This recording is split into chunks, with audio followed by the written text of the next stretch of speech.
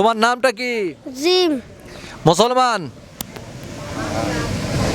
কেউ কিছু বলেন না। তুমি কি মুসলমান? হ্যাঁ। তোমার আব্বার নাম কি? মুস্তফা। মোস্তফা মানে মুসলমান, তাই তো? হ্যাঁ। কোন ক্লাসে পড়ো? ওয়ানে। ওয়ান। তুমি ওয়ান বানান করো তো। ON1। বেশ, আলিফ বা তাসা জানো? বলো।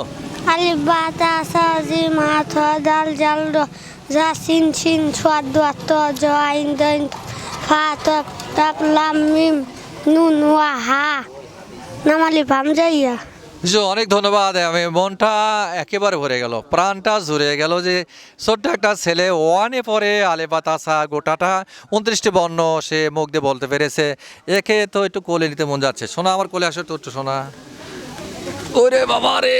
এই যে অনেক ধন্যবাদ। আমি একটা কোলে নিয়েছি, কারণ হচ্ছে একটা যে অনেক মুরব্বী মানুষ আমরা এখনও আলিফ বা তাসা পড়তে পারে না। অনেক মুরব্বী আছেন।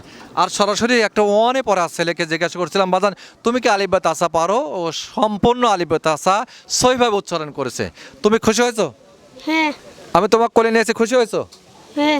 বেশ, আমি সরাসরি কোলে নিয়ে একটা কলম দিচ্ছি। একটা কলম বাজান, হ্যাঁ দানা দিল। বেশ বেশ, আল্লাহ তোমাকে বাঁচা রাখো। ঠিক আছে, ধন্যবাদ। আমরা বাচ্চা শিশুর কাছ থেকে আমরা আলিফ বা তাসা শুনতে পেলাম। যে যেখানে আছেন সবাইকে ধন্যবাদ জানাচ্ছি। আমার এই ছেলেটার জন্য দোয়া করবেন, প্রাণ খুলে দোয়া করবেন যেন ভবিষ্যতে একজন আলেম হতে পারে। ধন্যবাদ সবাইকে।